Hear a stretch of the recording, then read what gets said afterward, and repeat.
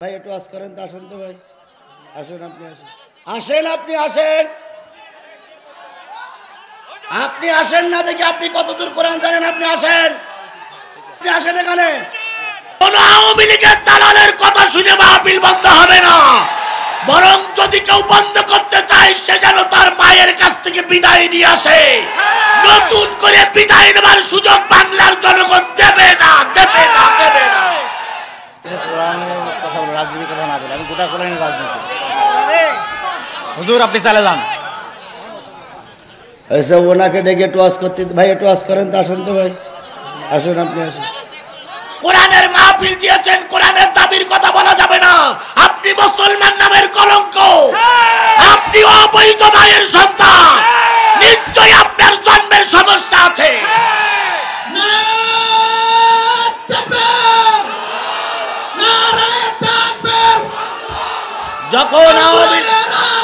যখন আওয়ামী লীগ সরকার ক্ষমতায় ছিল, আমি তাদের মুখের পরে দাঁড়িয়ে আমার কথা আমি চালিয়েছি। আর এখন কোন আওয়ামী লীগের দালালের কথা শুনে মাহফিল বন্ধ হবে না, বরং যদি কেউ বন্ধ করতে চায় সে যেন তার মায়ের কাছ থেকে বিদায় নিয়ে আসে। নতুন করে বিদায় নেবার সুযোগ বাংলার জনগণ দেবে না, দেবে না, দেবে না। হয়েছে, হয়েছে, বসেন, বসুন, হয়েছে, আচ্ছা হয়েছে, বসুন। এবারে স্পষ্ট করে বলুন তো, কোরআনের রাজ কায়েম করার সময় এসেছে না আসেনি? জোরে বলেন, কোরআনের রাজ কায়েম করার সময় এসেছে না আসেনি? তাহলে আজকের এই বিশাল জনতা শপথ নিতে হবে, যদি আরো রক্ত দিতে হয় রক্ত দেব, আরো যদি ফাঁসিতে যেতে হয় ফাঁসিতে যাব, আরো যদি মামলার শিকার হতে হয় মামলা নেব, তবুও কোরআনের রাজ কায়েম না করে, কায়েম না করে কোন কর্মী ঘরে ফিরে যাব না। কারা কারা রাজি আছেন দুই হাত উঁচু করে দেখান।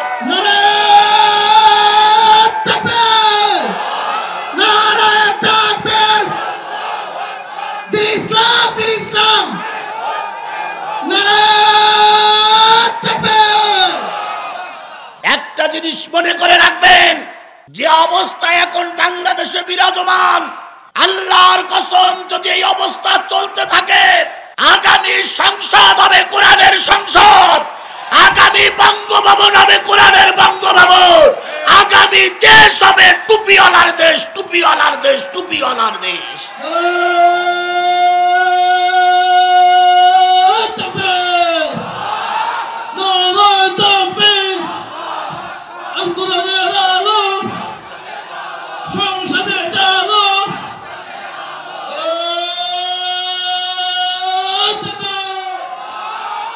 যদি বলেন হুজুর কোন জায়গায় বাধা দেখতেছেন, হ্যাঁ বাধা দেখতেছি এক জায়গায়, সেটা হচ্ছে টুপিওয়ালার বাধা।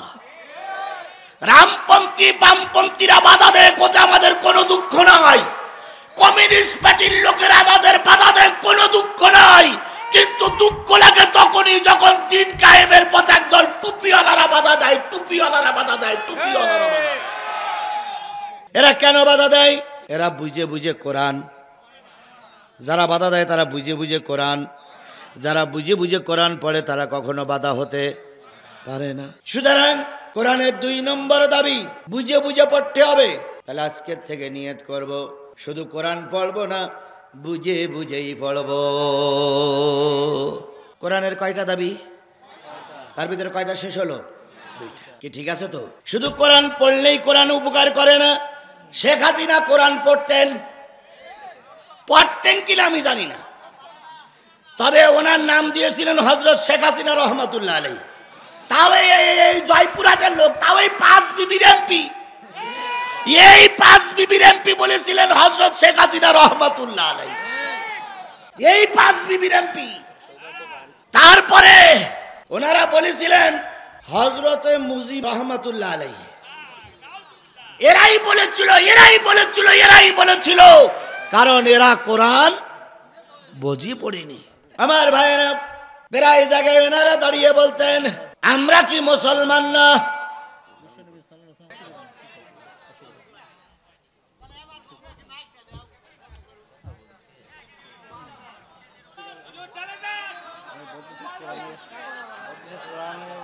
রাজনীতির কথা না বলে আমি গোটা কোরআনের হুজুর আপনি চলে যান। এসব ওনাকে ডেকে টোয়াস করতে, ভাই টোয়াস করেন তো, আসেন তো ভাই, আসেন আপনি, আসেন আসেন, আপনি আসেন, আপনি আসেন না দেখি আপনি কতদূর কোরআন জানেন, আপনি আসেন, আপনি আসেন এখানে।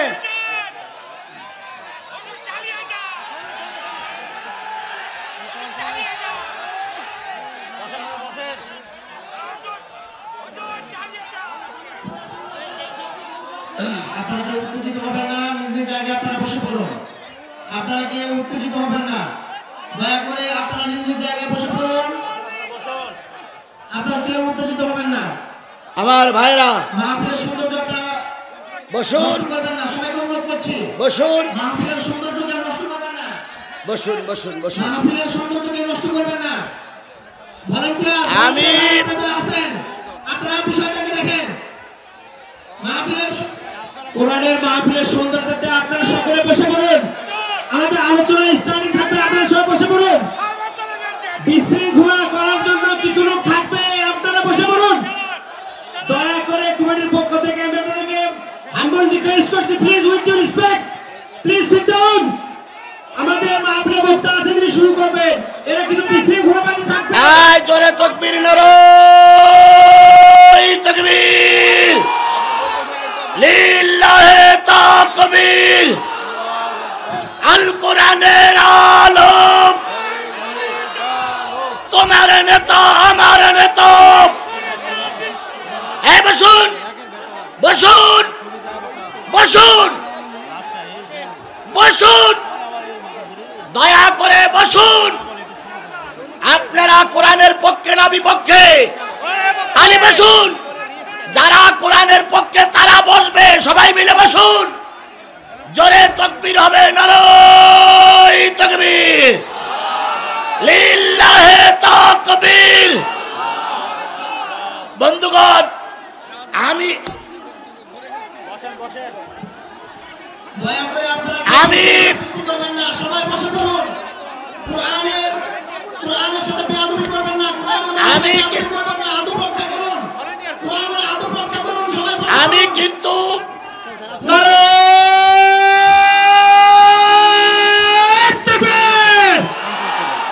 ভারতের দলেরা অ্যাকশন,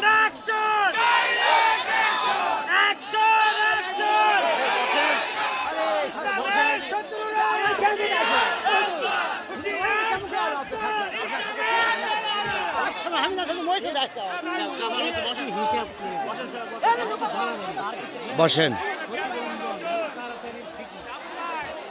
বন্ধুগণ, না এখানে মনে হয় লাইন চলে যেতে পারে। বন্ধুগণ,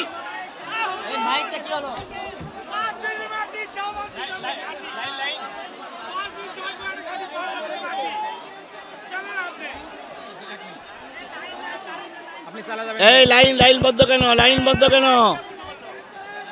লাইন বন্ধ কেন?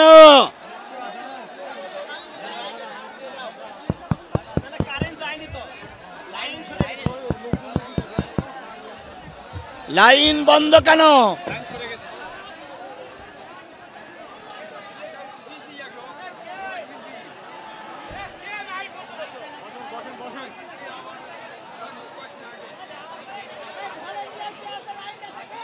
আপনারা সবাই বসেন, কোরআন থেকে আলোচনা হবে। যে ব্যক্তি মঞ্চে এসেছিল তাকে নিরাপদে সেভ করা হয়েছে। আমরা বলতে চাই মাহফিল থেকে ওই ব্যক্তি যদি এই গ্রামের হয়ে থাকে তাহলে স্যার আমরা এখানে দেখতে চাই না। এরকম দালালকে এখানে পাঁচ মিনিট বাড়িতে আমরা দেখতে চাই না। তুমি রাজশাহী থাকো, রাজশাহীতেই থাকো, এই জয়পুরে তোমার ঠাঁই না। বসো, বসো। বন্ধুগণ, আমি আপনাদের কাছে যে জিনিসটা বোঝাতে চাচ্ছি সেটা হলো, আপনারা এসেছেন একটা দাবি নিয়ে, আমি এসেছি একটা দাবি নিয়ে, কোরআনও আপনাদের কাছে একটা দাবি নিয়ে এসেছে। কথা বলেন ঠিক না ঠিক? আমি তো সেই কোরআনের দাবিটাই বলতেছি। আপনি বুঝলেন কি না বুঝলেন ওটা আপনার ব্যাপার। কোরআনের মাহফিল দিয়েছেন, কোরআনের দাবির কথা বলা যাবে না। আপনি মুসলমান নামের কলঙ্ক, আপনি অবৈধ মায়ের সন্তান, নিশ্চয়ই আপনার জন্মের সমস্যা আছে।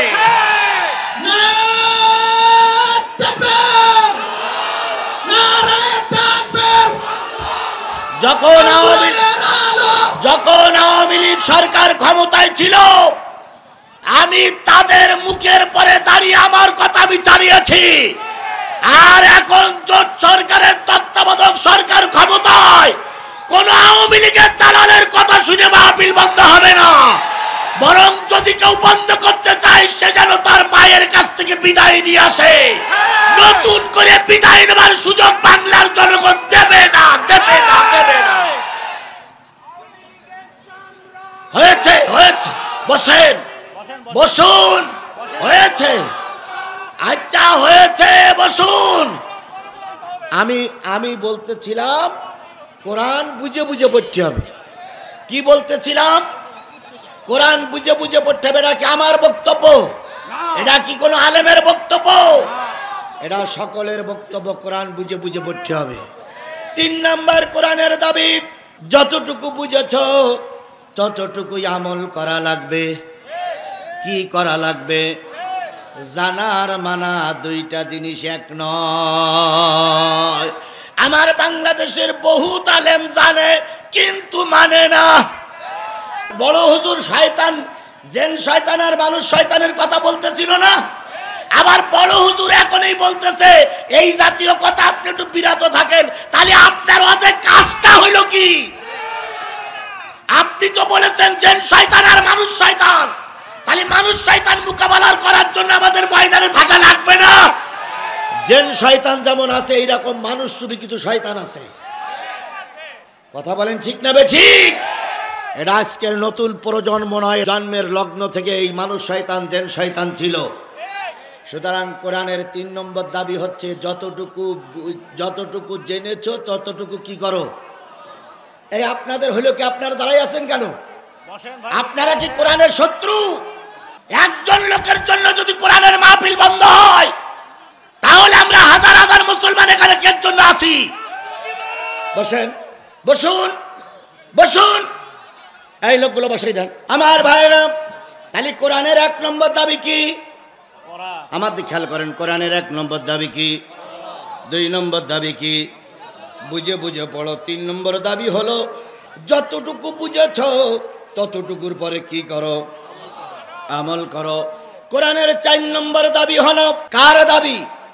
এটা আওয়ামী লীগের দাবি নয়, বিএনপির দাবি নয়, জামাত ইসলামের দাবি নয়, আজিজুল ইসলামের দাবি নয়। দাবি হলো আল্লাহর কোরআনের। কোরআনের 4 নম্বর দাবি হলো শুধু পড়লি হবে না, বুঝে পড়লি হবে না, আমল করলি হবে না। এই কোরআনের পথে মানুষকে আহ্বান করা লাগবে।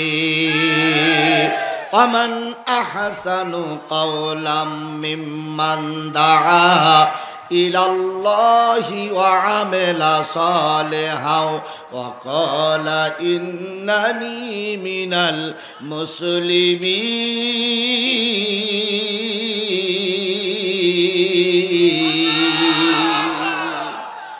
কোরআনের 4 নম্বর দাবি হলো মানুষকে কোন দিকে আহ্বান করতে হবে? কোরআনের দিকে, আল্লাহর দিকে আহ্বান করতে হবে। ওমান আহসানু কাওলাম মিম্মান দাআ ইলাল্লাহ।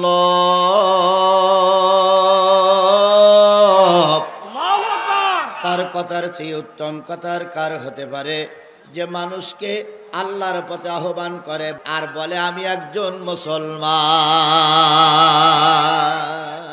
তাহলে কোরআনের 4 নম্বর দাবি মানুষকে কোরআনের পক্ষে আহ্বান করতে হবে, কোরআনের পক্ষে ডাকতে হবে। তার মানে দাওয়াতি তাবলীগ কাজ করা লাগবে।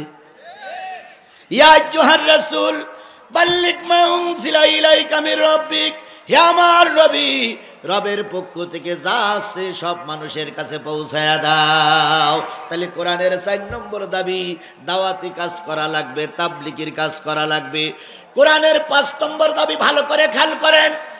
যিনি এখানে কথা বলতেছিলেন তিনিও কথাগুলো শোনার দরকার ছিল। সবচেয়ে বড় ভুল হলো তিনি বলে নিচে গেলেন কেন? এইটাই তো সবচেয়ে বড় ভুল। তিনি যদি জাফর ভাইয়ের সঙ্গে বলি এখানে বসে থাকতেন তাহলে এতগুলো হট্টগোল হতো না। আপনি বলি নিচে গেলেন কেন? আপনি নিচে গেলেন, উনি ওকে নিচে গেছে দল পাকাতি, দেখে দল পাকাতিকে যেটুক পাওয়ার দরকার সেটুক পেয়ে গেছে। ও যদি কথা বলি গেলে বসে দেখতো, কোনো ঝামেলা হইতো না। ও কোরআন জানেই না। আমার ভাইরা, তাহলে যে জিনিসটা বুঝাতে চাচ্ছিলাম, কোরআনের 5 নম্বর দাবি তুমি পড়েছ, বুঝে পড়েছ, দাওয়াতে কাজ করেছ, যতটুকু জেনেছ আমল করেছ। এবার কোরআনের 5 নম্বর দাবি হলো, যে লোকগুলো কোরআনের ছায়াতলে এসেছে সেই লোকগুলোর জামাতবদ্ধ করে ফেলো। ওয়াতাসিমু বিহাবলিল্লাহি জামিআও ওয়ালা তাফাররাকু। আল্লাহ রাব্বুল আলামিন বললেন, কোরআনের ছায়াতলে সবাইকে একত্রিত হয়ে যাও। এইবার একত্রিত হওয়ার নাম কি? একত্রিত হওয়ার নাম কি? আরো জোরে বলেন, একত্রিত হওয়ার নাম কি?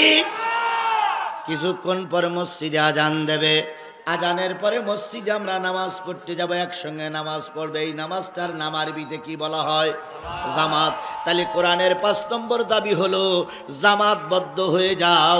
এর নাম কিন্তু জামাত ইসলাম না। উল্টো বুঝেন না, হয়তো মনে করতে পারেন হুজুর বোধহয় জামাত ইসলামের কথা বলতেছে। না, কখনো নয়। আমাকে এখানে জামাত ইসলামের পক্ষে পাবলিসিটি করার জন্য ডেকে আনা হয়নি। আমাকে ডেকে আনা হয়েছে কি বলার জন্য? দয়া করে ভুল না বোঝার জন্য অনুরোধ করছি। এখানে ভুল বোঝাবুঝির কোনো সুযোগ নেই, কারণ আমাকে ডেকে আনা হয়েছে কি বলার জন্য। তাহলে কোরআনের 5 নম্বর দাবি হলো কি বদ্ধ হও, জামাতবদ্ধ হও, একত্রিত হও। একত্রিত হওয়া ছাড়া কোনো কাজ সম্ভব হয় না। যুবকেরা একত্রিত আছে তাই মাহফিলটা দিতে পেরেছে। ছাত্ররা একত্রিত ছিল তাই শেখ হাসিনারে তাড়ানো গেছে। কথা বলেন ঠিক না ঠিক? আবার যদি বাংলাদেশের 18 কোটি মানুষ একত্রিত থাকতে পারি, ভারত আমাদের দিকে চোখ মোটা করে তাকাতে পারবে না।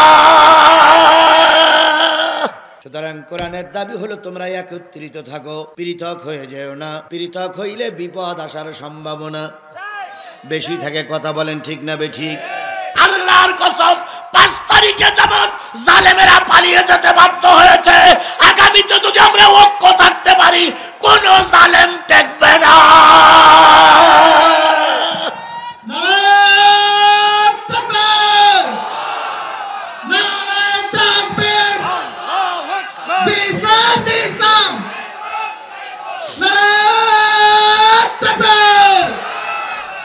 তাহলে 5 নম্বরে জামাতবদ্ধ হও।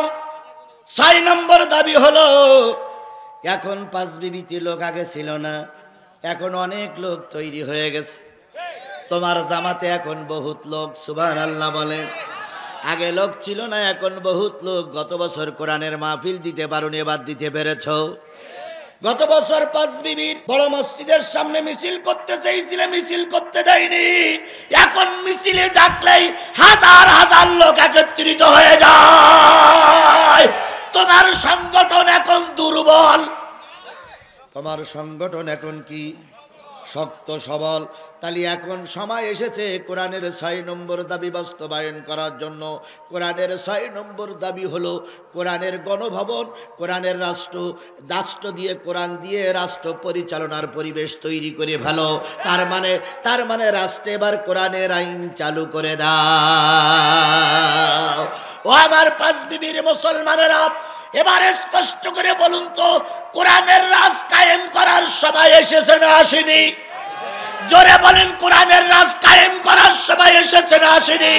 তাহলে আজকের এই বিশাল জনতা শপথ নিতে হবে, যদি আরো রক্ত দিতে হয় রক্ত দেব, আরো যদি ফাঁসিতে যেতে হয় ফাঁসিতে যাব, আরো যদি মামলার শিকার হতে হয় মামলা নেব, তবুও কোরআনের রাজ কায়েম না করে কোন কর্মী ঘরে ফিরে যাব না। কারা কারা রাজি আছেন? 2 হাত উঁচু করে